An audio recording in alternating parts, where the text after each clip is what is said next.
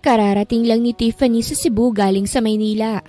Nandito siya upang magbakasyon at i-refresh ang kanyang utak mula sa toxic environment mula sa kanyang trabaho. Mag-isa lang ang dalaga sa Cebu dahil ang kanyang pamilya ay mas piniling magbakasyon sa ibang bansa. Wala rin siyang masyadong kaibigan kaya't siya lang mag-isang nag-travel dito sa Cebu. "Welcome to Cebu," nasabi niya na lamang sa kanyang sarili sabay angat sa kanyang mga kamay nang makarating sa airport. Malaki ang kanyang ngiti sa labi dahil excited siya sa gagawin niya rito sa lugar. Tutuparin niya kasi ang mga bucket list niya at may target places na siya na gustong puntahan. Gabi na nang makarating ang dalaga sa airport kaya't bukas niya na lamang sisimulan ang gagawing pamamasyal niya. Ito kasi ang unang beses niyang makapunta sa Queen City of the South, kaya't kailangan niyang mag-ingat. Lumabas si Tiffany sa airport, hila-hila ang kanyang maleta. Napatingin siya sa kanyang relot 8:00 na ng gabi, kaya't agad niyang pinara ang taxi nang makitang paparating na ito. "Taxi!" anya habang kumakaway. Huminto naman ang white taxi sa harapan niya at lumabas ang isang driver. Ngumiti siya sa driver at itinuro ang kanyang maleta. "Kuya, can you help me with my maleta, please?" Pakikiusap niya sa driver. "Sure, miss." Ngumisi ang taxi driver sa kanya sabay kuha sa maleta niya at inilagay sa trunk. Nagpasalamat agad si Tiffany sa driver dahil sa mabilis nitong kilos at agad nagtipa ng mensahe sa kanyang phone upang i-update ang kanyang mga magulang na nakarating na siya sa Cebu. Matapos mag-message ng dalaga sa kanyang mga magulang, ay pumasok na siya sa loob ng taxi at inayos ang kanyang sarili. Walang imik ang taxi driver sa gitna ng kanilang biyahe, kaya't nakaramdam siya ng ginhawa. Ayon sa kanyang naranasan dati, may ibang taxi driver na tanong ng tanong pati na sa personal na impormasyon ay gustong malaman. Napatingin siya sa bintana at napangiti nang makitang kumikinang na mga ilaw sa gabi. Laking syudad si Tiffany kaya't hindi na bago sa kanya ang mga nakikita niya ngayon, ngunit hindi niya pa rin maiwasan ng mamangha sa nakita. Cebu is one of her dream places at masaya siya na nagawa niyang magbakasyon sa lugar na ito. Ngunit sa gitna ng pagtingin sa bintana, hindi maiwasan ni Tiffany ang ikunutang noo lalo na nang mapansin ang pawala ng mga buildings sa kanyang paningin. Para silang papalayo sa syudad kaya't binalingan niya ang driver na ngayon ay nakasombrero na at naka-face mask. "Kuya, where are we heading?" tanong ni Tiffany sa driver. "Mukhang lumalayo po tayo sa hotel ah." Traffic man, ma'am," sagot nito. "Kaya naghanap ako ng shortcut." Wala namang alam si Tiffany sa buong lugar kaya tumango siya sa sinabi ng taxi driver. Ngunit sa kaloob-looban niya, hindi niya maiwasang magduda kaya tumingin siya sa Google Map niya sa kanyang phone upang tingnan kung nasaan siya ngayon. At laking gulat niya nang makita na sobrang layo na nila sa destinasyon niya. "Kuya, lumalayo na po tayo," wika muli ni Tiffany sa taxi driver at nagsimula na siyang kabahan. "Pwedeng ibaba mo na lang ako kung hindi mo naman pala ako ihahatid sa pupuntahan ko?" Sobrang kabado niya nang sabihin niya yun sa taxi driver. Ngunit nagawa niya pa rin sabihin yun. Hindi kasi alam ni Tiffany kung anong gagawin niya sa ganitong sitwasyon dahil ito ang unang pagkakataon. Gustuhin man niyang magpanik ngunit hindi rin makakatulong ang ganon at baka mas lalala pang sitwasyon kaya't nanatili siyang kalmado. Ngunit nang mapansin ni Tiffany na may kinuha ang taxi driver sa kanyang dashboard, agad niyang kinuha ang nakahanda niyang spray for emergency mula sa kanyang bulsa at inisprayan ang mga mata nang humarap ito sa kanya. "Aray!" sigaw ng taxi driver at nabitawan ng manibela, kaya paliko-liko ang taxi na sinasakyan niya. Mabutit marunong siyang mag-drive kaya't habang busy ang taxi driver sa kanyang mga mata, nagawa niyang ihinto ang taxi kahit halos siya na ang pumalit sa pwesto ng driver. Matapos ihinto ang taxi, lalabas na sana siya nang maabutan siya ng driver at hinila ang buhok niya. "Ouch!" sigaw ni Tiffany sa sakit. "Asa ka man ka? Kuyog ka na ko!" Galit na wika ng taxi driver sa ibang lengguwahe at pilit siyang hinihilang pabalik. "Hindi ko alam kung anong sinasabi mo ngunit bitawan mo ko!" sigaw ni Tiffany at sinubukan niya muli itong isprayan. "Tatawag ako ng pulis!" tuluyan ng nahila pabalik ang dalaga sa loob ng taxi dahil mas malakas ang naturang lalaki kesa sa kanya. Itinulak siya nito sa backseat, kaya't napahiga siya at agad siyang dinaganan ng driver na may dala ng panyo sa kanyang kamay na mukhang itatakip sa kanyang ilong at bibig. Ngunit bago pa man magawa ng taxi driver ang kanyang masamang balak sa dalaga, sinipa niyang itlog nito kaya't nanghina ito. Sinamantala niya ang pagkakataon at malakas na itinulak ang lalaki mula sa pagkakadagan sa kanya. Hindi pa man nakakaapak si Tiffany sa sahig sa labas. Nahawakan siya ng taxi driver sa laylayan ng kanyang damit. Kaya't sa takot niya ay naibato niya ang kanyang phone sa pagmumukha nito at mabilis na lumabas sa taxi. Ngunit paglabas ng dalaga, gano'n na lamang ang panlulumo niya nang makitang tahimik ang lugar at walang building. Wala siyang nakita kung hindi malawak na kalsada na may damuhan sa gilid at dagat naman sa kabila. Bumilis ang pintig ng kanyang puso't naiyak nang lumabas ang driver na sapu-sapu ang mukha. Napaatras siya nang makita ang galit na mukha nito. "Asa ka man ka, ha? Balik dire!" Agad tumakbo palayo si Tiffany sa takot na maabutan muli. At nang makita na may paparating na isang truck, ay agad siyang pumagitna sa kalsada upang makahingi ng tulong. Kinaway-kaway niya ang kanyang dalawang kamay sa sobrang desperasyon. "Tulong! Tulungan niyo ako!" Iyak na paghingi ng tulong ni Tiffany. "Tulungan niyo ako!" Dahil sa kanyang ginawa, napaatras ang taxi driver sa paglapit sa kanya at mabilis na bumalik sa kanyang taxi. Kaway ng kaway ang dalaga habang nanlalabo ng kanyang paningin dahil sa mga luhang lumalabas sa kanyang mga mata. Gusto na agad niyang makaalis sa sitwasyon na ito. Sa kabilang banda naman, ganun na lamang pagkunot ng noo ng driver ng truck na si Third sa nakitang babae sa gitna ng kalsada. Sa isip niya ay baka isa lamang itong multo na tinatakot siya, kaya't hindi niya hininaan ang kanyang pagmamaneho. Ngunit nang papalapit ay nataranta ang binata nang makitang hindi ito isang multo kung hindi isang babae. Kaya't mabilis siyang lumikot nag-brake bago pa man masagasaan ang naturang babae. "Buang man siguro ning bayhana. Nganong nagpatunga man?" Nasambit na lamang ni Third sa inis at lumabas sa truck. "Hoy! Kung ganahan ka magpakamatay, ayaw ko damaya." Hindi natapos ng binata ang kanyang litanya nang makitang nakahiga na sa sahigang dalagat wala ng malay. Napakurap-kurap siya't napalunok dahil baka nabangga niya ito at namatay. Nilapitan niya ito at nakahinga ng maluwag nang maramdaman na may pulso pa ito.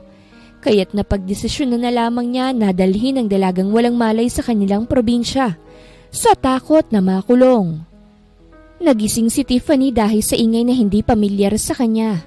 Nagsasalita kasi ang mga ito sa ibang lengguwahe kaya't hindi niya ito maintindihan. Kaya't pagmulat ng dalaga sa kanyang mga mata, ganun na lamang ang pagkagulat niya na bumungad sa kanyang tatlong babae sa kanyang harapan. Napabalikwas siya ng bangon at mabilis na umatras hanggang sa bumangga ang kanyang likod sa headrest ng kama. Sino kayo?" Natatarantang tanong ni Tiffany sa tatlong babaeng nakita niya. Nagkatinginan ng mga babae sa isa't isa na siyang nagpalito kay Tiffany. Para kasing nagulat ang mga ito sa tanong niya. "Tagalog di ay ang girlfriend ni Third?" Tanong ng babae na may bangs. "Sino daw tayo? Tagalog manano?" Wika naman ng dalagang may mahabang buhok. "Oo, Tagalog na siya." Sambit naman ng babae na pinakabata sa kanila. Litong-lito si Tiffany sa kanyang mga naririnig. Dahil ni isa man ay wala siyang maintindihan. Gusto man niyang tanungin ng mga ito ngunit natatakot siya na baka katulad din ng mga ito sa lalaking nagtangkang gumawa ng kasamaan sa kanya kagabi. Humarap ang mga babae sa dalaga pagkatapos ay isa-isang ngumiti. Agad humakbang ng isang beses ang babaeng may bangs at nagpakilala. "Ako si First Honor," ani ng dalagang may bangs na siyang pinakamatanda sa tatlo. "Itong kasama ko na may mahabang buhok na walang ligo, Second Honor. At ang bunso namin, Fifth Honor." Kumaway ang dalawang dalaga matapos maipakilala ng babae. Gumiti rin ang mga ito at kumaway sa kanya. "Hi!" Napakurap-kurap si Tiffany sa narinig. Ang talino niyo naman." Nasabi niya na lamang dahil mas inuna pang sabihin ng mga ito ang kanilang mga na-achieve kesa sa pangalan nila. Anong mga ang pangalan nyo? At pwede ko bang malaman kung nasaan ako? Nakapamewang si First. Ayun nga ang pangalan namin. Ako si First Honor. Itong katabi ko ay si Second Honor. At ang bunso namin na si Fifth Honor. Apelido namin ng Honor, Maddie. Pero di na mo kaliwat si Nora Honor, ha? Nalaglag ang pangalan ng dalaga sa kanyang nalaman. Hindi niya lubos akalain na pangalan pala nila ang kanilang sinabi at hindi achievement sa paaralan. At nandito ka sa probinsya ng Cebu. Dagdag pa ni First. Nandito ka kasi munti ka ng mabangga ng kapatid namin na si Third. Sobrang gabi na kaya't dinala ka na lang niya rito. Ano bang nangyari sa'yo? Napayakap na lamang si Tiffany sa kanyang sarili nang maalala niyang nangyari sa kanya. Muntik na siyang madukot sa unang pag-apak niya sa Cebu. Nakaligtas nga siya ngunit wala naman siyang kahit na anong nadala sa kanyang bukod sa sarili niya at sarilo na nasa kanyang palapusuhan. Ano nang mangyayari sa akin? Naitanong na lamang ng dalaga sa kanyang isipan. Wala siyang alam sa lengguaheng Cebuano at hindi niya rin alam kung mag-a-adjust ba ang mga tao para sa kanya. Naibalik ang dalaga sa realidad nang bumukas ang pinto ng kwarto ng kanyang hinihigaan ngayon at iniluwa ang isang makisig na binata. Pawis na pawis ito at hubad ang ibabaw na katawan kaya't kitang-kitang nakaukit na abs sa kanyang katawan. Namula ang pisngi ni Tiffany at agad umiwas ng tingin.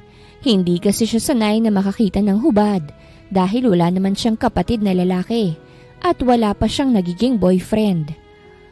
Oh, Third! May gani kay naabot na ka. Ikaw na mag-istorya aning bayana kay Bogojud kog Tagalog. Kahibaw baya nga 75 Rakos Pilipino pag high school? Halos dumugo ang ilong ni Tiffany sa kanyang narinig dahil wala talaga siyang naiintindihan. Baka kasi masama na palang sinasabi ng mga ito, kaya't gano'n na lamang ang kabang nararamdaman ng dalaga sa mga ito. Excuse me? Pagkuha ng dalaga sa atensyon ng mga tao sa loob ng kwarto, kaya't lahat sila'y napatingin sa kanya. Pasensya na at mukhang naaabala ko kayong lahat sa nangyari sa akin. Pwede po bang manghiram ng phone? Tatawag sana ako sa parents ko. Lumapit ang binata sa kanya. Walang signal dito, miss. May iba pa bang paraan? First time ko kasi dito at tingin ko hindi ko na magagawang plano ko sa bakasyon dahil sa nangyari sa akin. Walang ibang paraan. Wika ni Third na mukhang nainip na. Magbabakasyon ka naman, hindi ba? Dito ka na muna hanggang sa may tutulong sa'yo. Nalaglag ang panga ni Tiffany. Bakit? Hindi mo ba ako tutulungan? Busy ako. Malamig nitong wika. Dinala lang kita rito upang hindi ako makulong. Muntik na kitang masagasaang kagabi dahil nagpagitna ka na parang baliw sa tahimik na lugar na yun. Hindi naman kita ipakukulong. Magpapasalamat pa nga ako sa'yo dahil nailigtas mo ang buhay ko. Gaya ng sabi ko, hanggat walang tutulong sa'yo dito ka na muna. Marami namang magagandang lugar dito. Igagala ka ng mga kapatid ko kung gusto mo. Pero kung ayaw mo, libre ka namang umalis. Wala namang pumipigil sa'yo. Hindi maiwasan ng manlumo. And at the same time, ay malito ni Tiffany sa sinabi ng lalaking nagangalang Third. Isa kasi siyang estranghera. Kaya't nagtataka siya kung bakit gusto ng binatang manatili muna rito sa bahay nila. Kung pwede naman siyang dalhin sa pulis. Pero hindi na niya magawang questionin ang intensyon nito dahil malaki ang utang na loob niya sa binata. Kaya sa isip niya, siya na lang ang gagawa ng paraan upang makabalik sa Maynila. Kahit mukhang walang balak na tulungan ng mga honor si Tiffany, pinakain pa rin siya ng mga ito ng pananghalian na tinrato na parang kaibigan. Kahit papano'y nabawasan ng kalungkutan ng dalaga sa nangyari sa kanya dahil sa mga mabubuti at nakatutuwang pag-uugali ng mga ito. Grabe pala yung nangyari sa iyo, ate ganda. Ani Fifth kay Tiffany habang nasa hapagkainan sila. Kinuwento kasi ng dalaga ang buong pangyayari sa kanya, kaya't gano'n na lamang ang reaksyon ng isa sa kanila. Mabuti na lamang at nakalabas ka agad sa taxi na yun at nakita ka ni Kuya. Grabe, superhero di ay si Kuya Third. Mabuti at may presenting of mind ka nang mangyari yon. Ani Second sabay kain sa hotdog. Kung ako ikaw, baka sisigaw lang ako. Humagalpak naman ang tawang pinakamatanda sa kanilang lahat at mahinang tinampal ang balikat ni second. Unsay presenting of mine? Ani first at natawa. Presence of mind siguro ano. Ayaw pud ipahalata na bogo ka uy. At napangiti si Tiffany nang magtawanan ng mga ito. Bukod nga lang kay third na napailing sa lakas ng boses ng kanyang mga kapatid. Kaya't nang magkatinginan silang dalawa, naunang nag-iwas ng tingin ng binata at nagpatuloy sa kinakain.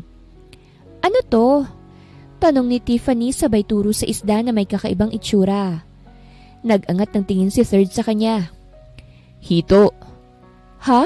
Ano to? Hito. Pag-uulit nito. Kumunot ang noo ni Tiffany at napatingin kay fifth na katabi lang ni third. Tumawa si fifth sa reaksyon niya at tumikim. Hito pong pangalan niyan, ate. Paliwanag ni fifth. Sa English po ay catfish, pero hindi po yan nagmamyaw, ate ya. Namulang dalaga sa kahihiyan at kumuha ng isa. Prinito kasi nila ito kaya't crispy. Hindi na rin niya muling tiningnan ng binata dahil nai-intimidate siya sa aura nito.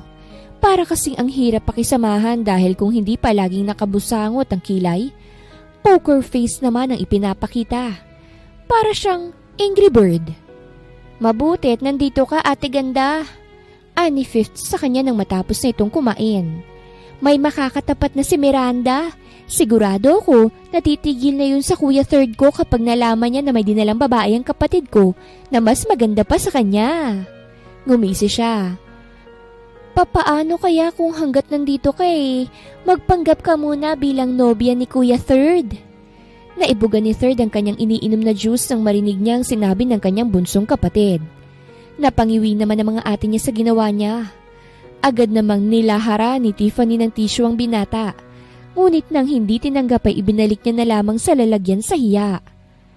Ayaw mo ba, kuya? Tanong ni fifth sa kuya niya. Magandang ideya yun nang lubayan ka na ni Miranda. Kapalit nun, igagala mo si ate ganda sa buong badian. Sa Kawasan Falls, sa Lambug Beach, at Osmeña Peak. Tutulungan din namin si ate upang makontak niyang pamilya niya. Hindi na kailangan. Pagputol ni third matapos punasan ng kanyang sarili. Titigil din niyang si Miranda. Alam niyo naman Honey babe, I'm here! Lahat ng nasa hapagkainan ay nagulat sa panibagong boses na narinig. Ngunit higit na nagulat sa lahat ay ang binata na ngayon ay hindi na agad mapakali sa babae na bagong dating. Nang tingnan nilang may-ari ng boses na yun, ay nalaglag ang kanilang mga panga nang makita na sexy na ito at naka-shades pa. Para itong lasing dahil pa-ekis-ekis ang paglalakad. Pero mukha rin siyang sasali sa Miss Universe sa lakad niya. Nang makarating ang babae sa tapat ni third, ay napalunok ang binata. Miranda, anong ginagawa mo rito? Gikan kad syudad gamit ang truck sa akong daddy, right? So naakay dala for me? Nagpa-cute na wika ng babae kay third na halos namutla na. Kahit na anong pagtaboy ng binata kay Miranda, na anak ng kanyang boss, hindi rin basta-bastang madali dahil malaki ang utang niya sa boss niya. Kaya't hindi rin niya alam kung papaanong makawala sa sumpang nararanasan niya ngayon. May dala siya, Miranda. Sambit ni First na may mapang-asar na ngisi sa labi. Itinuro niya ang dalagang si Tiffany na walang alam sa nangyayari. Ayan dala niya yan kagabi. Ang ganda, hindi ba? What? Naibaba ni Miranda ang kanyang shade sa narinig at namilog ang kanyang mga mata. What do you mean? Napaatras si Tiffany sa kanyang kinaupuan nang lumapit si Miranda sa kanya. Sinuri nito ang kanyang mukha at saka nilakihan pa siya nito ng mata. Gidala ka ni honey babe diri? Malakas na tanong ni Miranda na halos magpabingi sa dalaga. Tumalsik pang ang laway nito kaya't bigla siyang nandiri. Lumaki rin ang butas ng ilong kaya't mukhang galit na ito. Kahibaw ba ka nga, kaslon na mi? Napalingon si Tiffany sa mga babaeng kapatid ni third na tawa ng tawa sa nasasaksihan. Halos namula na nga si second at nahampas si first sa nakita. Hoy! Kapilingin pud ni mo oy! Ani first. Di ka dawat na mo ha. Pakasliin mong bugan. Si Third naman ay napailing na lamang at napasapo sa kanyang noo. Sinabihan niya na rin kasi siya ng boss niya na hayaan na lamang si Miranda dahil kung sasaway niya raw, mas lalo magre-rebelde at kukunin ang gusto niya. Nagsuggest na rin ang dating boss niya na magnobya na siya upang tigilan na lang siya ni Miranda. Ngunit wala talaga siyang naging tipo. Kaya't hanggang ngayon, binibuisit pa rin siya ni Miranda. Hindi ko maintindihan ang sinasabi mo. Ani Tiffany nang lakihan siyang muli ng mata ni Miranda. Pwede pakitagalog? Mas lalong lumaki ang butas ng ilong ni Miranda sa inis. Why are you here? Alam mo bang magpapakasal na kami ni Honey Babe? Namilog ang mata ni Tiffany at agad umiling sa kanya. Mali ang iniisip mo. Tinulungan lang ako ni... Girlfriend ko siya, Miranda. Pagputol ni Third sa sinabi ni Tiffany. At nandito siya dahil ipapakilala ko siya sa mga magulang ko. What? Humarap si Miranda kay Third na seryosong seryoso. Are you serious, Third? Ako ba yatik ang gilaban ni Daddy? I told him that I will marry you and he said yes kahit kargador ka lang sa tindahan namin. Hoy Miranda, hindi mo naman boyfriend ng kapatid ko para pakasalan mo siya. At saka wag mo ang maliitin ang trabaho niya. Nag-iipon niya ng pera para makasakay niya sa barko palayo sa'yo. No! I won't accept this! Ani Miranda at napaatras. Hindi niya maiwasang magalit sa babaeng inosenteng nakatingin sa kanila. Third is mine. At ikaw? Itinuro niya si Tiffany. Go back to where you came from. At nag-walk out na si Miranda pagkatapos. Muntik pa nga siyang madulas sa pagmamadali. Kaya tawang-tawa ang magkakapatid bukod kay Third na napasapo na lamang muli sa kanyang noo. Sabi ko na eh. Ani second pagkaalis na ni Miranda. Obses ang babaeng na yun kay Third. Gusto na ang pakasalan? Baka next time daddy niya ang pupunta rito. Hindi ka na magiging seaman, Third. Magiging asawa ka na lamang ni Miranda Cruz. Masaya ang kalooban ni Tiffany dahil nagtatagalog ang mga ito upang maintindihan niya ang mga pangyayari. Baka mabaliw siya sa lugar kung hindi. At kung magtatagal man siya sa lugar na ito, ay mukhang kinakailangan niya ng matuto ng lengguwahe nila, gaya ng pagkatuto nila sa wikang Filipino. Nagtungo sa lababo si Third upang hugasan ng mga pinggan. Iniisip din niya ang kanyang sinabi kanina sa mismong harapan ng babaeng dayo. Wala na kasi siyang maisip na rason dahil naiirita na talaga siya kay Miranda at palagi niyang pinagdarasal na sana'y lubayan na siya nito. Sa gilid ng mata niya, nakita niya ang pagsunod sa kanya ni Tiffany na dala rin ang pinagkainan nito. Tahimik lamang na inilapag ng dalaga ang kanyang pinggan sa lababo habang seryoso naman ang binata sa paghuhugas. Tutulungan kita upang lumayo na sa iyo ang babaeng yon.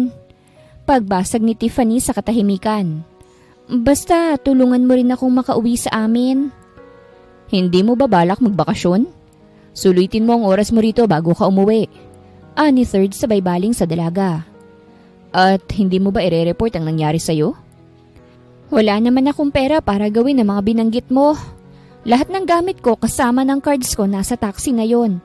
Sarili ko nga lang talagang naisalba ko mula sa taxi driver na yon. Sinara ni Third ang gripo at hinarap ng tuluyan ng dalaga. Ipapasyal kita dito sa amin kung may kaya pa akong gawin.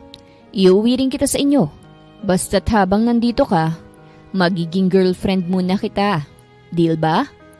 Ngumiti ang dalaga. Oo, deal. Gwapo ka naman kaya hindi na ako lugi. Inilapit ng binata ang kanyang mukha sa dalaga kaya't napasinghap ito. Niliitan niya ito ng mata at tiningnan ng maigi ang mukha. Paano kung hindi ako gwapo? Hindi ka papayag? Agad nag-iwas ng tingin si Tiffany at napalunok. Papayag pa rin. Tutulungan mo rin naman ako, di ba? Masasabi ni Tiffany na naging maswerte pa rin naman siya sa mga taong nagpatuloy sa kanya sa kanilang tahanan. Hindi ganito ang ine-expect niya na bakasyon ngunit nasiyahan pa rin siya dahil sa mga ito.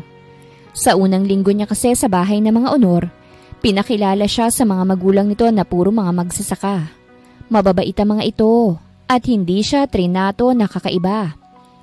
Nakita niya rin ang pang-apat sa magkakapatid na si Fourth Honor.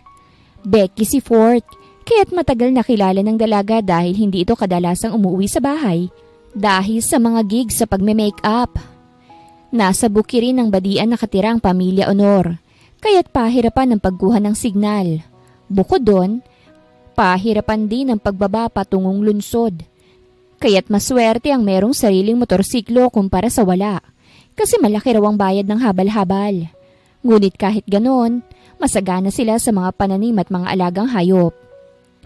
Itapon mo sa harapan. Turo ni Third sa dalaga kung papaano magpakain ng manok. Lalapit yan sila. Paanong itapon? Nalilitong tanong ni Tiffany at medyo kinabahan dahil sa isang manok na mukhang ready na siyang kalabanin. Galit yata yung isa. Ilagay mo sa lupa. Ni Third. Galit na yan dahil ang tagal mong bigyan. Ha? Napatingin si Tiffany sa isang manok na konti na lang ay lilipad na patungo sa kanya. Teka lang naman manok, ibibigay ko naman eh. Wala bang plato? Baka makain nila pati ang lupa. Baka gusto mo rin ang kutsara at subuan nila ang manok ko. Sarkastikong wika ni Third at na-stress na sa walang alam na si Tiffany. Ilapag mo lang, sige na. Okay, pero mukhang lalapit na talaga siya. Napasigaw at napatakbo na lamang palayo si Tiffany nang tuluyan na siyang sugurin ng manok at hinabol. Tawa ng tawa si Fifth nang masaksihan ng kaawa-awang si Tiffany na tumakbo palayo sa manok ng kanyang kuya. Napasapo na lamang si Third sa kanyang noo at na-stress lalo sa dalaga. Ngunit naiintindihan niya naman ito dahil baka walang manok sa kanila. Kaya habang tumatakbo palayo ang dalaga ay sinusundan niya ito. Help me! Sigaw ni Tiffany dahil hindi pa rin siya nilulubayan ng manok. Sabayan pa na, nadaanan niya ang isang pabo kaya't sumali na rin to sa paghabol sa kanya. Lok lok lok lok lok lok lok! Tunog ng pabo habang humahabol sa kanya. Diyos mio, why is this happening to me? Naitanong na lamang ni Tiffany sa kanyang sarilit na pasigaw pa nang madapa siya sa tain ng baka. Kaya't naiyak na lamang siya sa nangyari sa kanya. Gusto ko nang umuwi. Nakapamewang si Third na lumapit sa dalaga at tiningnan to. Tumayo ka, ang dumi mo na. Nagiging runner ka sa ginagawa mo. Kung tumakbo ka palalo, baka pati baka namin nahabulin ka na. Naligo si Tiffany sa gripo sa likod ng bahay ng mga Honor. At dahil wala naman siyang mga damit, pinahiram siya ng mga dalagang kapatid ni Third. Bukod nga lang sa pantit bra dahil mismo ang binata ang bumili para sa kanya. Kaya't hiyang-hiya talaga siya. Sa susunod, sumama ka sa akin sa bayan. Ni Third. Magtatrabaho ako sa tindahan nila Miranda at panigurado kung naroon yun. Kung maaari, nandun ka rin upang hindi niya ako makulit. Kailangan ko kasing mamuhunan ng maayos. Tumango ang dalaga sa kanya. Oo, gagawin ko yun. May telepono sa tindahan. Dagdag pa ni Third. Pwede kang makitawag doon. Nagningning ang mga mata ni Tiffany sa nalaman. Talaga? Oo, kaya tawagan mong magulang mo para ipaalam sa kanilang nangyari sa'yo. OMG! Thank you so much! Sa sobrang sayang nararamdaman ay hindi niya sinasadyang nayakap ni Tiffany si Third, kaya't nanigasto sa kanyang pwesto. Sobrang saya ni Tiffany dahil kahit medyo intimidating ang binata, ay gumawa pa rin to ng paraan upang matulungan siya. Salungat sa sinabi nito noong una. Thank you so much, Third. I'm so grateful.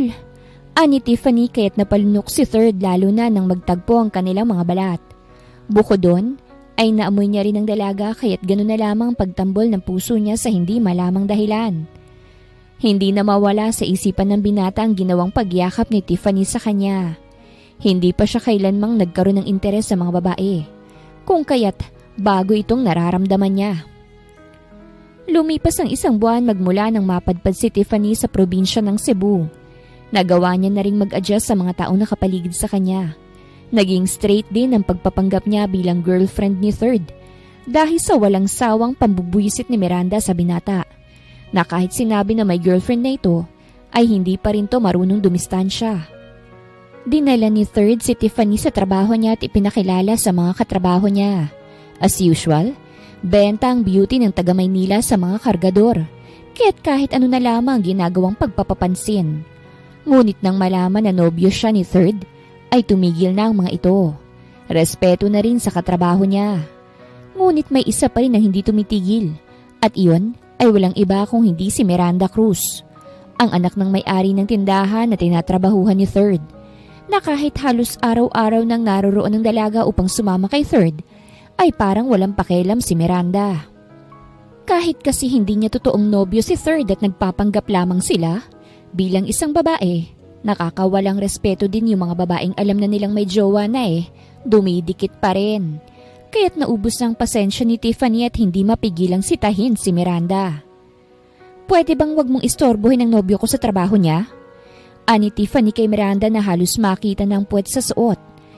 Kahit ano pang gagawin mo, hindi ka magugustuhan ng boyfriend ko. Umirap si Miranda at pinagkrus ang braso. Hindi pa naman kayo kasal, kaya pwede ko pa siyang lapitan kung kailan ko gugustuhin. At isa pa, bagong salta ka lang naman rito at mas nauna pa ako kesa sayo. Hindi naman basehan kung sinong nauna Rason ng dalaga. Ang akin lang, dumistansya ka. Hindi na nakakapagtrabaho ng maayos ang boyfriend ko dahil sayo. Ibig lang sabihin nun, distracted siya sa kagandahan ko. Proud na wika ni Miranda at ngumisi. Kaya hindi siya makapagtrabaho ng maayos. Wala siyang interes sa'yo, pwede ba? Whatever. Umirap siya. Uuwi ka sa inyong umiiyak kapag nagpakasal na sa akin si Third. Huminga ng malalim si Tiffany. Nilalabanan ng sariling pasensya. Gaya ng sabi ko, huwag mong istorbohin sa trabaho ang nobyo ko. Kung gusto mong magpakasal, pakasalan mo na lang ang sarili mo at huwag mong ipilit ang sarili sa lalaking wala namang interes sa'yo. Tila napigtas ng dalaga ang pasensya ni Miranda kaya't nawala ng aroganting ngiti sa labi nito. Hoy! Ikaw na taga Maynila ka? Kung unsa na lamang imong giingon? Asik nito kay Tiffany. Pwede ba? Huwag mo akong pakialaman. Boyfriend mo lang siya. Hindi pa asawa kaya't hayaan mo ako sa gusto ko. At tingin ko naman hindi mo naman talaga gusto si Third Kasi mukhang high class ka naman. Sigurado ako na hindi mo tayo pang kargador na kagaya niya. Kaya't hayaan mo nga ako maglandi sa kanya. Ouch! Hindi na napigilan ni Tiffany ang kanyang sarili at sinampal niya si Miranda sa pisngi. How dare you! Hindi makapaniwalang sigaw ni Miranda na sobrang nasaktan sa sampal na hindi niya inaasahan. Pati ang mga trabahante sa tindahan ay natigilan at napatingin sa kanila. Pasensya na, gumalaw ang kamay ko Hindi niya sinasadya. Ani Tiffany. Galit kasi ito sa mga taong pinipilit ang sarili sa iba. Nagtangis ang bagang ni Miranda at nandilim ang kanyang mga mata. Burikat ka! At nagsabunutan silang dalawa kaya't iniwan ni Third ang kanyang trabaho. At dali-daling hinila palayo si Tiffany mula sa galit na si Miranda. Halos nagkagulo ng lahat at ang iba'y nagbibidyo pa. Natigil lang ang away nang dumating ang boss at galit na isinigaw ang pangalan ni Miranda. Miranda! Tumigil si Miranda sa paghila sa buhok ni Tiffany at gulat na tiningnan ng kanyang daddy. Daddy! Lumapit si Miranda sa daddy niya. Daddy, that girl started it. Iyang giagaw si Third na ko. Dad, please, let me marry Third. Ibigay mo sa kanyang gusto niya in exchange. Let me marry him. Mr. Cruz, ani Third habang nakahawak ang kanang kamay kay Tiffany na gulong-gulo na ang buhok. Basin dili na ako magpadayon diri. Kung perme magning ani sir. Pinagsalikop ni Third ang kamay nila ng dalaga. I have a girlfriend at ayoko siyang hindi nire-respeto. I'm sorry Third. Ani ng boss at inilingan si Miranda na nanlulumo na. Let's go Miranda. Let's talk. Daddy! Iyak ni Miranda at nagpapadyak na sumusunod sa daddy niya papasok sa kotse nila. Tawang-tawa ang pamilya ni Third nang ikinuwento ang buong pangyayari pag uwi namin. Halos maiyak nakakatawang panganay sa kanila at pati ang mga magulang nila'y natawa na rin. Imutato gikusi ang bugan sa bigaon, Madi. Ani ng Becky na si Fort. Abay gusto pang maging part sa family namin hindi nga siya kasya. Bakit mo naman kasi sinampal? Ani second, Sana nandun ako nang makita ko. Ginamot ni Third ang sugat ng dalaga gawa ng pagsabunot at pagkalmot sa kanya ni Miranda. Sinabi ng dalaga na kaya niya namang gamutin ang sarili niya ngunit nag-insist si Third, kaya't hinayaan niya na lamang. Sobrang puti pa naman ang balat ng dalaga kaya't sensitibo agad sa sugat. Namumula agad ang balat. Pasensya na, hindi ako taga rito ngunit ganun ang ginawa ko. Medyo nakukonsensyang wika ni Tiffany. Gusto ko lang kasi na matauhan siya at naaawa na rin ako sa sitwasyon ni Third. Nag-angat siya ng tingin sa binata. Sana hindi ka mawalan ng trabaho dahil sa akin. Ayos lang. Wika ni Third matapos magamot ang sugat ng dalaga. Plano ko rin naman ang umalis doon dahil lilipat ako ng ibang trabaho. Hindi rin naman ako magtatagal sa ganung trabaho dahil sasakay na ako ng barko soon. Tumango si Tiffany at ngumiti ng matamis sa binata. Sana matupad mo ang gusto mong mangyari sa buhay mo. Natigilan si Third dahil sa ngiti ng dalaga. Kung noon ay simpleng pagtibok lang nararamdaman niya sa puso niya, ngayon ay mas lumalala pa. Batid niya na hindi ito dapat mas lalalim pa dahil hindi naman magtatagal ang dalaga sa kanilang lugar. Ngunit hindi na talaga mapigilan ang kanyang nararamdaman. Inaamin na niya sa kanyang sarili na may pagtingin na siya kay Tiffany. Kaya nang sila na lamang dalawang natira, hindi sinayang ni Third ang pagkakataon. Tiffany, seryosong tawag niya sa pangalan ng dalaga. O bakit? Gusto mo bang mamasyal? Namilog ang mata ni Tiffany. Saan? Sa mga lugar dito sa amin. Kung gusto mo ipapasyal kita para hindi masayang ang bakasyon mo dito sa Cebu. Gagawin mo yun? Tumango si Third. Oo, at pagkatapos kitang ipasyal, i-contact mo ng pamilya mo sa nangyari sa'yo. Nakaramdam ng saya sa puso si Tiffany dahil sa offer ng binata. Gusto niya man itong yakapin sa kasiyahan pero umiwas ang binata. Bago pa man niya magawa yun, kaya nakaramdam siya ng hiya. Huwag mo na akong yakapin. Ani Third at napalunok. Hindi mo alam kung anong ginagawa mo. Napakagat sa ibabang labi si Tiffany. Bawal palang yakapin ng boyfriend? Gulat na napalingon sa dalaga si Third. Ha? Ngumuso si Tiffany. Ikaw ang mismong nagsabi na hanggat nandito ako, boyfriend kita. Tapos na ba ang pagpapanggap natin? Sumeryoso ang tingin ni Third sa kanyang sinabi. Bakit? Kung sasabihin ko bang gusto kita maging totoong girlfriend, papayag ka ba? Namilog ang mata ni Tiffany at hindi nakapagsalita. Nagsimulang bumilis ang tibok ng puso niya sa tanong na iyon. Ha? Yun lang nasabi niya kay Third. Never mind. Tumayo na si Third. Matulog ka na. Pag-uusapan natin ang tungkol sa gala bukas. Napatayo na rin si Tiffany. Paano kung papayag ako, Third? Anong gagawin mo? Bumilis ang pintig ng puso ni Tiffany nang bumaling sa kanya si Third at humakbang palapit sa kanya. Eddie, girlfriend na kita? Seryosong wika ni Third at napapikit na lamang ang dalaga nang siniil siya ng halik ng binata kasabay ng paghapi nito sa kanyang bewang. Natapos ang gabi na yon na may nabuong pag-ibig sa pagitan ng dalawa. Hindi lubos akalain ni Tiffany na may oras pa ang kanyang puso na tumibok para sa isang tao dahil sa sitwasyon niya ngayon. At ganun din ang binata. Hindi niya akalain na darating ang panahon na iibig siya sa isang babaeng dayuhan. Magandang araw mga viewers! Ang kwentong ito ay hatid ng Love Series TV. Salamat sa pakikinig! Hindi na muling ginulo si Third ni Miranda dahil napagsabihan na ito ng kanyang daddy. Kaya mapayapa na muli si Third sa kanyang trabaho. At hindi lang yon. Sa unang pagkakataon ng kanyang buhay, meron na siyang nobya na sobrang ganda. Kaya't ganado siya palagi na matapos ang maagang trabaho niya upang makagala sila ni Tiffany na pinangakuan niya. Nang mag-weekend, iginala ni Third ang kanyang nobya sa mga magagandang lugar sa Badian. Sakay lamang ang kanyang motorsiklo. Una nilang pinuntahan ang Badian Highlands, kung saan kitang-kita ang halos buong view ng Badian isama na rin ang Badian Island. Ang ganda! Masayang wika ni Tiffany at nag-posing. Picturean mo naman ako. Kapag may phone ako, send mo sa akin ha. Hindi mapigilang mapangiti ni Third. Para kasing nakita na niya ang future niya kasama ang nobya niya. Kahit bago pa lang sila, Iniisip na yun ng binata lalo na't alam niya na hindi galing sa mahirap ang nobya niya.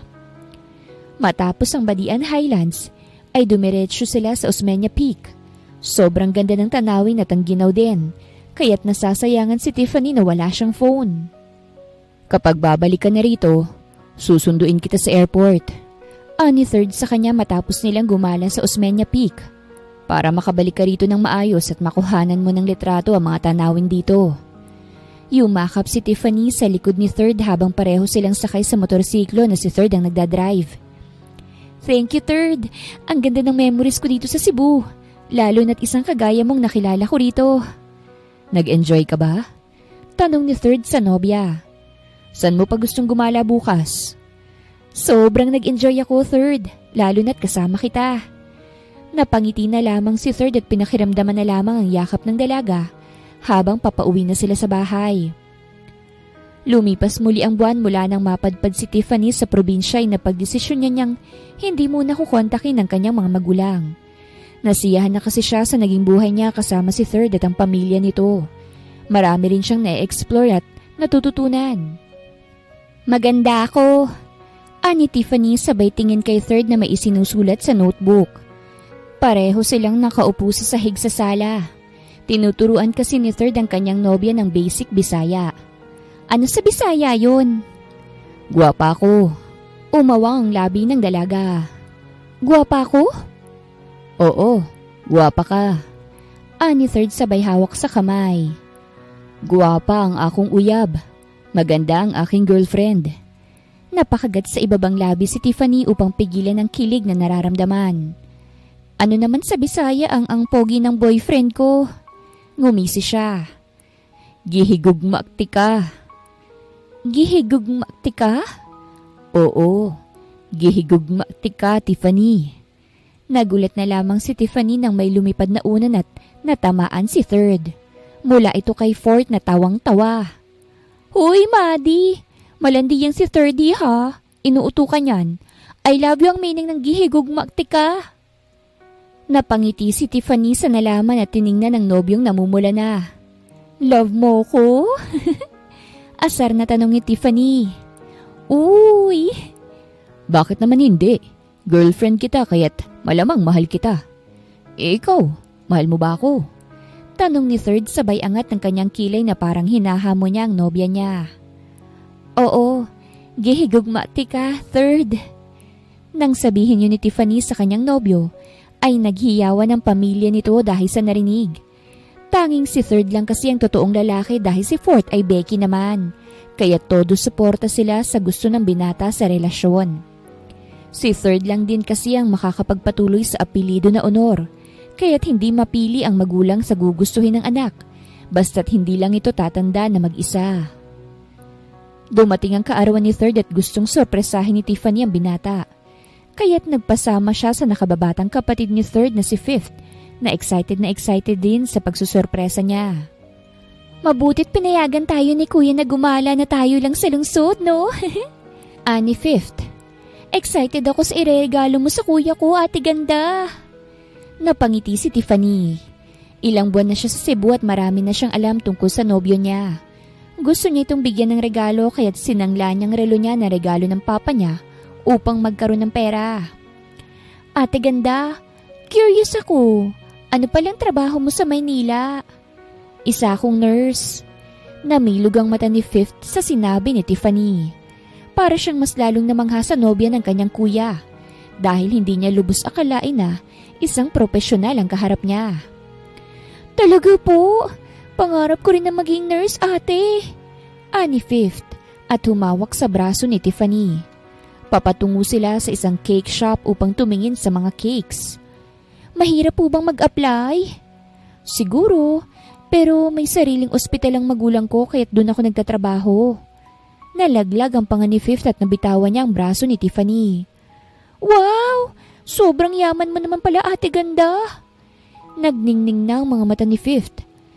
Pero bakit hindi ka agad nang hingi ng tulong sa pamilya mo, ate?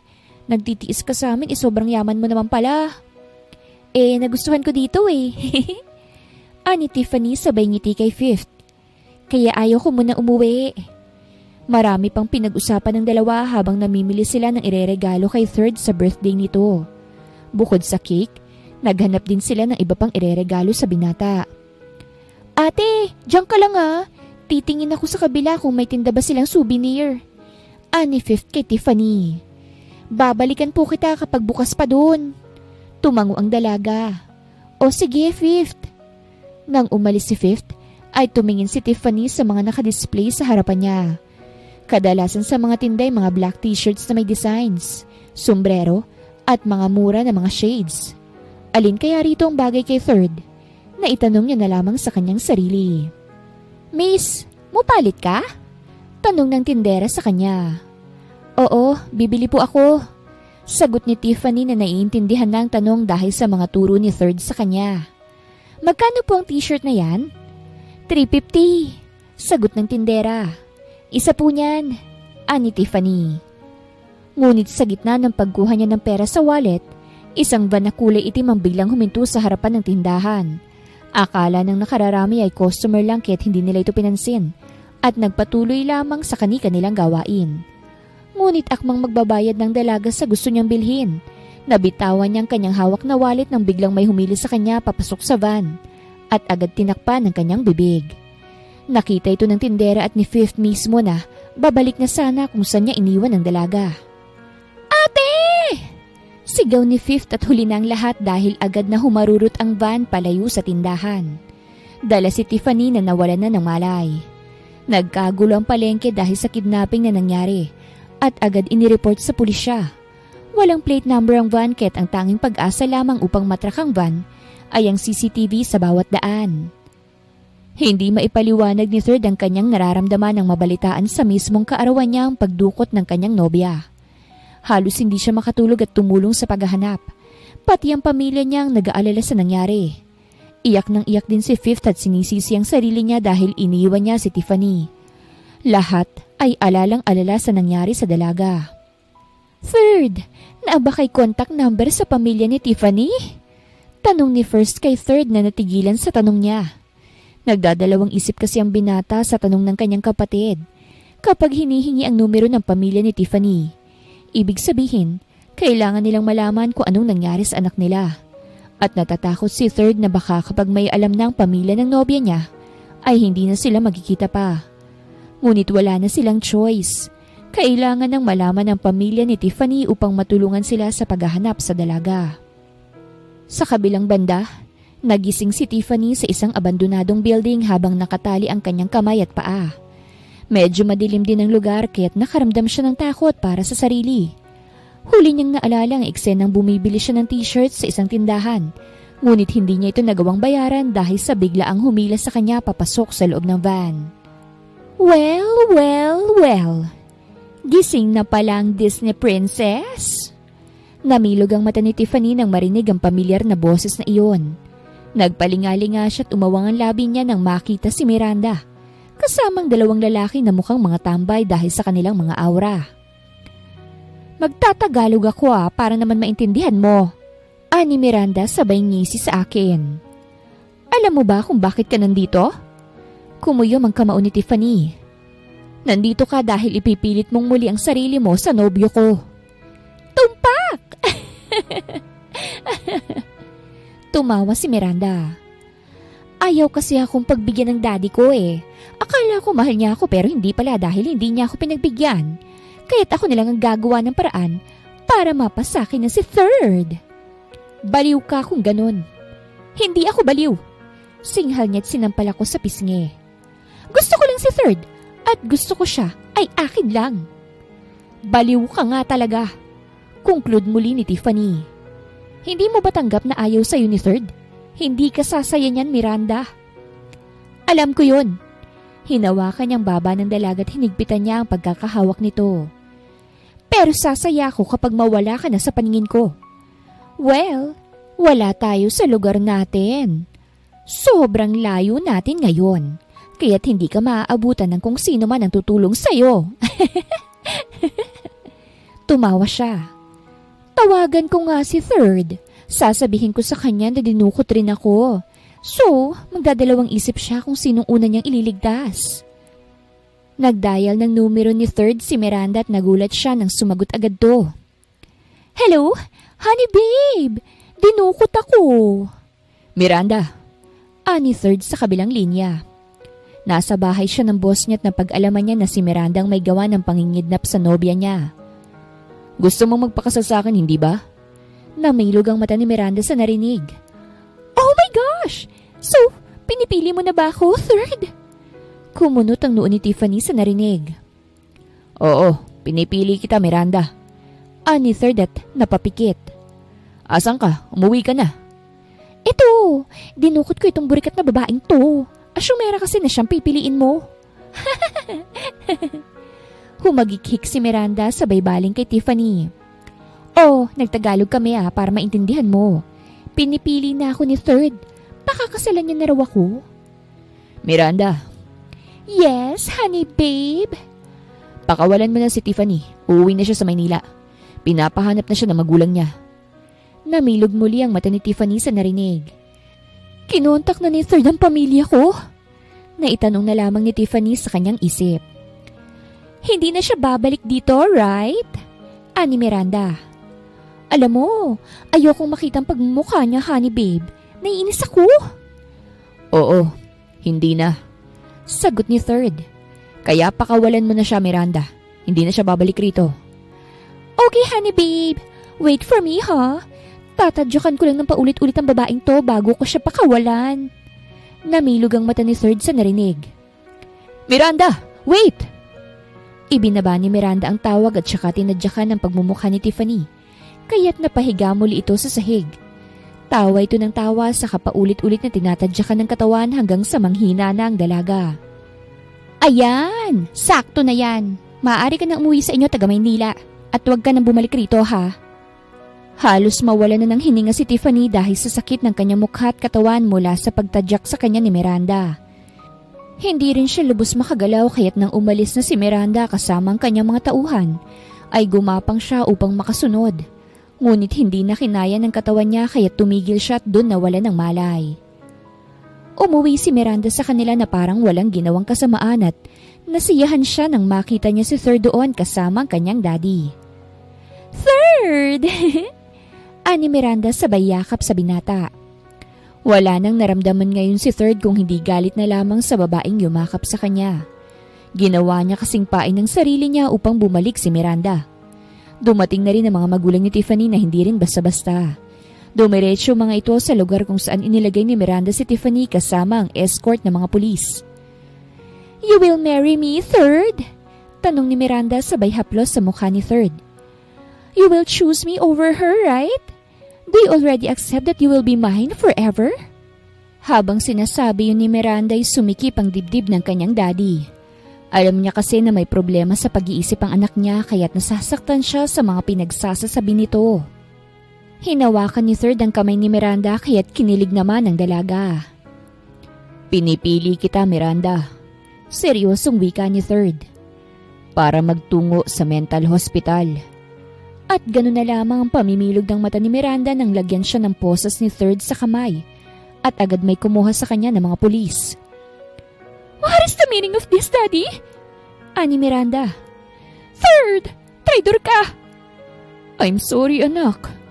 Ani ang daddy niya sabay hawak sa kanyang pisngi. But this is for you, so you won't harm other people again. No! No, Third! Save me! Save me from these people! No! Napasapo na lamang si Third sa kanyang noo at hinintay na lamang ang balita patungkol sa kanyang nobya. Nang bumalik ang mga magulang nito, walang malay si Tiffany na isinugod sa ospital. Nangako si Mr. Cruz na sasagutin niya ang hospital bills pero tinadtad lamang siya ng masasakit na salita ng mga magulang ni Tiffany. No thank you, Mr. Cruz. Nakakahiya naman na ikaw pang sasagot sa gastusin namin dahil sa anak mong baliw. Ani Mrs. Laurel, ang mama ni Tiffany.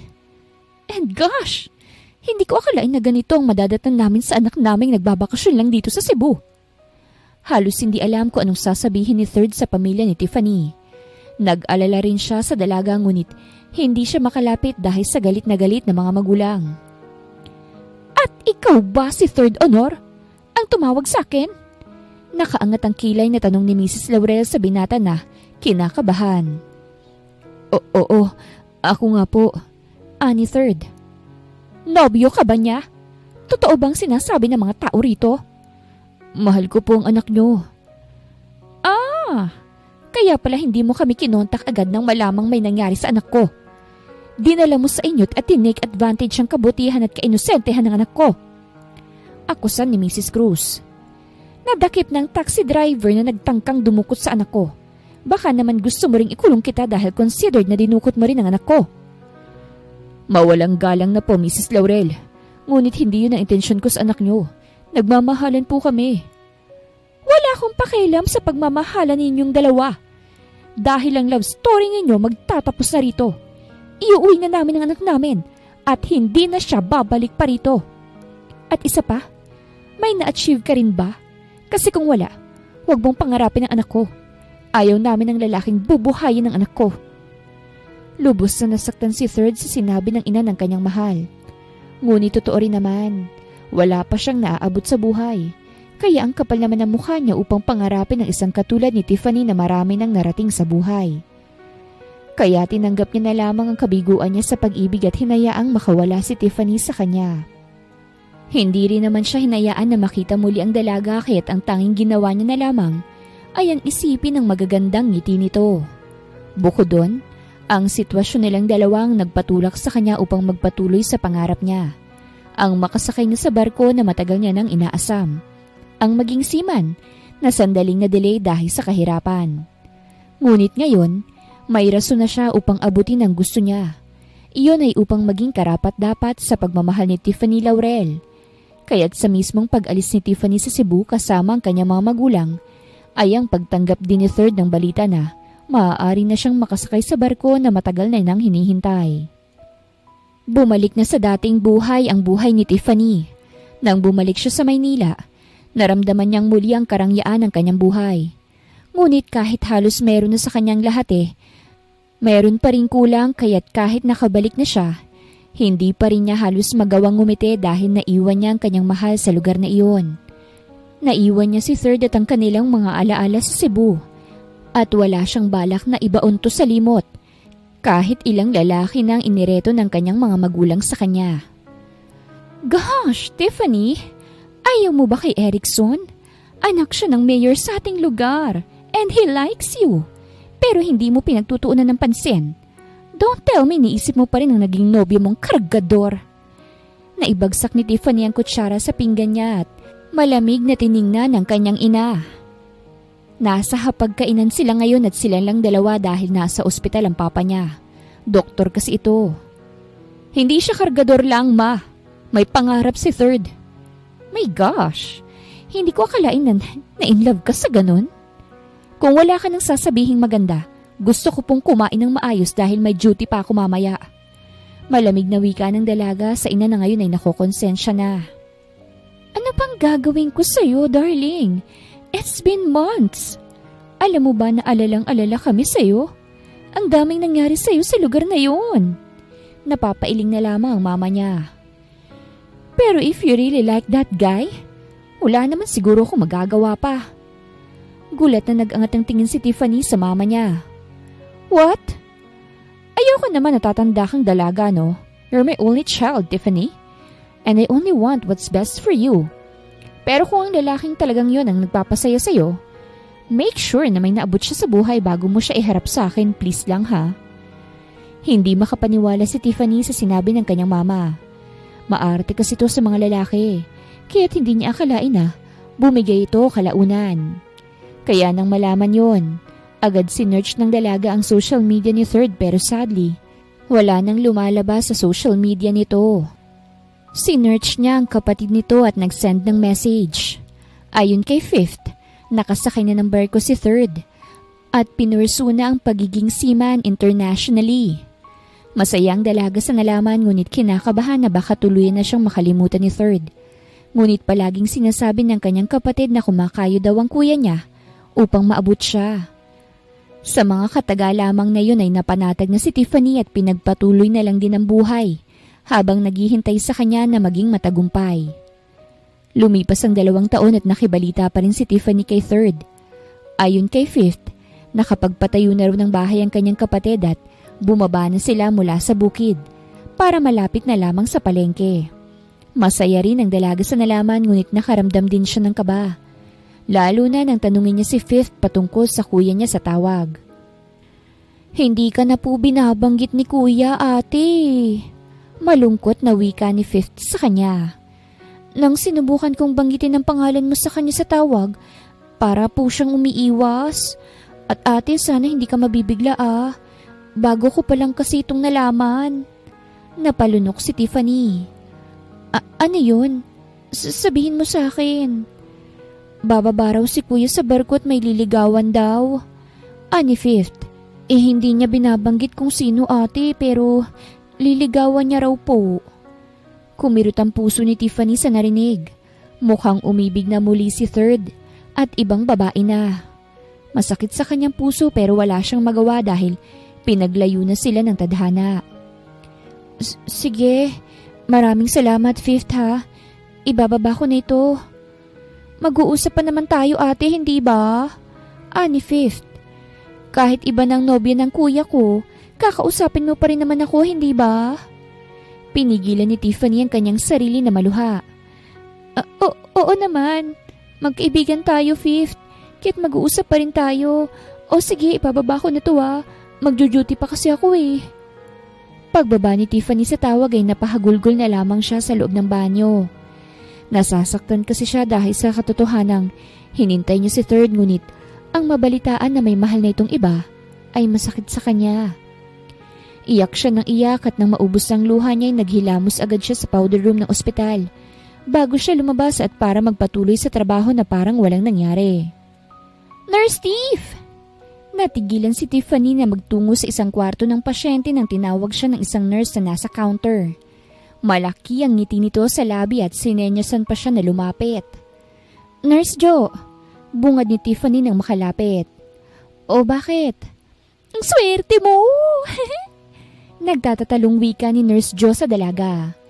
May nagpadala sa'yo rito Kumunot ang noo ni Tiffany. Ha? Padala? Ano yun? Kinuha ni Nurse Jo ang isang bouquet ng bulaklak at ibinigay kay Tiffany na gulat. Para kay Nurse Tiffany Laurel daw. Kinikilig na wika ni Nurse Jo. Isang poging nagpunta rito, hinahanap ka. Kaso wala ka Kit sabi babalik na lang daw siya sa susunod. At pakibigay na lang daw sa'yo. Ang gwapo ng lalaki, moreno. Parang artista. Bumilis ang pintig ng puso ni Tiffany sa narinig at naibaba ang tingin sa bouquet na sobrang ganda. Kanino to galing? Anong pangalan niya? Ay, hindi nagsabi. Ang sabi niya lang, maliligaw siya sa'yo. Tumili si Nurse Jo. Kakajowa ka na rin. Sana all. Agad tiningnan ng dalagang bulaklak at may nakita siyang note. Kaya't agad niya itong kinuha at binasa ang laman. Halos maiyak ang dalaga nang makita ang mensahe sa note. Pwede na po ba akong pumasok muli sa puso mo, Miss Manila? Kung balak mo akong tanggapin muli, nasa labas lang ako ng ospital. Naghihintay sa'yo. Third, Brandon Honor. Hindi na nagpatumpik-tumpik pa ang dalaga at lumabas na siya ng ospital dalang bulaklak. Tinawag pa nga siya ng kanyang katrabaho na nurse ngunit para na siyang nabingi dahil ang tanging naririnig niya lang ay ang sigaw ng puso niya. Paglabas niya sa ospital ay nagpalingalinga siya. Miss na niya si Third at ngayon lang muli silang magkikita. Third, nasan ka na? Tanong ni Tiffany na naiiyak na. Nandito ka pa ba? Ha? Kinakabahan lalo ang dalaga dahil baka huli na ang lahat. Third? Nandito ako. Agad na bumaling si Tiffany sa nagsalita't doon. Tuluyan ang tumulo ang luha sa kanyang mga mata nang makita ang tanging lalaki sa puso niya. Ibang-iba na to. Siguro dahil na rin sa naabot sa buhay. Mamahalin ng damit at pormadong-pormado na. Manliligaw ako, Tiffany. Ayos lang ba? Tanong ni Third sa kanya. Bakit mo pa ako liligawan? Kailangan pa ba yun? Gihigugmak gihapon ti ka, Third. Miss na po kita. Gihigugma gihapon usab ti ka, Tiffany. Ikaw pa rin ang gusto kong makasama. At niyakap ng binata ang kanyang mahal na ilang taon niyang hindi nakasama at nakita. Ang araw na yun ay nabuo muli ang kanilang pag-iibigan. Ngunit ngayon, alam na nila sa sarili nila kung saan sila papatungo. Ipinakilala ni Tiffany ang kanyang nobyo sa kanyang mga magulang at tanggap agad doon ni Mr. and Mrs. Laurel dahil nakikita naman nila na may naabot na ang lalaking minahal at hinintay ng kanilang anak. Bukod doon, panatag na rin ang kanilang loob dahil alam nila na sasayang anak nila at suportado nila ito. Nagstay si Third sa Maynila ng ilang linggo upang makasama ang kanyang mahal na si Tiffany, kung saang parte ng Luzon na lamang sila gumala at nag-date dahil maraming taon din ang nasayang sa kanilang dalawa. Kailan ang uwi mo sa Cebu? Tanong ni Tiffany habang magkahawak kamay silang naglalakad sa buhangin sa isang beach resort sa lugar na pinuntahan nila. Ilang linggo ka na rito. Sigurado ako na namimiss ka na ng pamilya mo. Tinataboy mo na ba ako? Balik tanong ni Third sa nobya niya. Gusto pa kitang makasama. Ngumuso naman ang dalaga. Nagtatanong lang naman kasi gusto kong sumama sa'yo. Natigilan si Third sa paglalakad at gulat na binalingan ng nobya niya na nakangiti na ngayon. Gusto mong sumama? Tumango ang dalaga. Oo, masama ba? Hindi, pero wala kang magandang alaala ron eh. Gusto mo pa ring bumalik? Walang magandang alaala. Tumaas ang kilay ni Tiffany sa sinabi ng kanyang nobyo.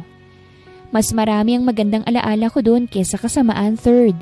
Hindi mananaiyang nangyari sa akin noon ang pagtungo ko muli sa lugar kung saan kita nakilala. Kaya kung pupunta ka, sasama ako sa'yo. Magbabakasyon muli ako ron ngunit sa pagkakataon na to, kasama na kita. Kaya wala nang masamang mangyayari sa akin. Hinawakan ng binata ang kanyang mukha at mapungay siyang tiningnan. Kapag ba ikakasal tayo, gusto mo bang tumira doon? Kasal agad? Saan ba'y tututungo? Tanong ni Third. Doon naman tayo tutungo, di ba, Tiffany? At magkakaanak tayo ng marami para hindi sayang ang lahi nating dalawa. Namula ang mukha ni Tiffany sa sinabi ng kanyang nobyo. Agad niya kasi itong na-imagine kaya't pulang-pulang mukha niya. O pwede namang dito tayo sa Luzon titira. Anya sabay ngisi sa dalaga. Ayos lang naman. Grabe naman yung plano mo. May singsing ka na ba para pag-usapan ng ganyan? Kababalik lang natin sa isa't isa, di ba? Ayoko na rin namang patagalin ng lahat. Kaya oo, may singsing ako kaya... Namilog ang mata ni Tiffany at napasinghap ng lumuhod sa buhangin ng kanyang nobyo. Sabay pakita sa isang singsing na halatang mamahalin. Papawala ng araw kaya't magandang siniri ang ginawa niya sa pagpropose. Will you marry me? Handa ka bang maging asawa ko? Maging ina ng magiging anak natin lahat? Pakakasalan mo ba ako, mahal? Third. Alam kong bago pa tayo magkabalikan, hindi naman kita minabadali na pakasalan ako agad. Kung hindi ka pa handa. I just want assurance and I want you to wear this ring as a sign of our love. So, will you marry me? Lumaki ang guhit sa labi ni Tiffany at sunod-sunod na tumango. Yes! Yes! Pakakasalan kita. Third Brandon Honor. I love you so much. Nanginginig na isinuot ang singsing ni Third sa daliri ni Tiffany. At agad itong niyakap at pinaikot-ikot sa ere. Opisyal na silang mag-fiancé at sabay silang lumipad patungong Cebu upang ihatid ang magandang balita sa kanilang dalawa. Masaya ang puso ng dalawa dahil kahit sa pagsubok na kanilang pinagdaanan, gumawa pa rin sila ng paraan upang sila'y magkitang muli. Ang kanilang pag-iibigan sa lungsod na yon na ilang taong naudlot ay magpapatuloy at wala nang muling makakaputol. Lumipas ang isang taon, tuluyan ang itinali ang pag-iibigan ng dalawang taong nagsimula na hindi nagkakaintindihan. At dahil sa pagmamahal, pinagkaisa sila at kahit magkaiba man ang kanilang mundong kinalakihan at lengguwahe na lumalabas sa kanilang mga bibig, magkakaintindihan pa rin kung may pagmamahal na pumapagitna. I love you, Miss Manila. Nasa kama na sila ngayon, handa ng diligan ang unang gabi nilang mag-asawa. Ako nasad ka. Akong Cebuano. Gihigugma teka. Ani Tiffany sinalubong ng mainit na halik ng kanyang asawa at tuloy nang ibinigay ang sarili sa kanya. Hindi naging basihan ng magkaibang lengguwahe at estado sa buhay upang mangyari ang kanilang pagmamahalan. Kung kayo ang itinadhana, gagawa ng paraan ng Panginoon na kahit anumang pagsubok, sa huli, kayo pa rin ang magkakatuluyan. Wakas.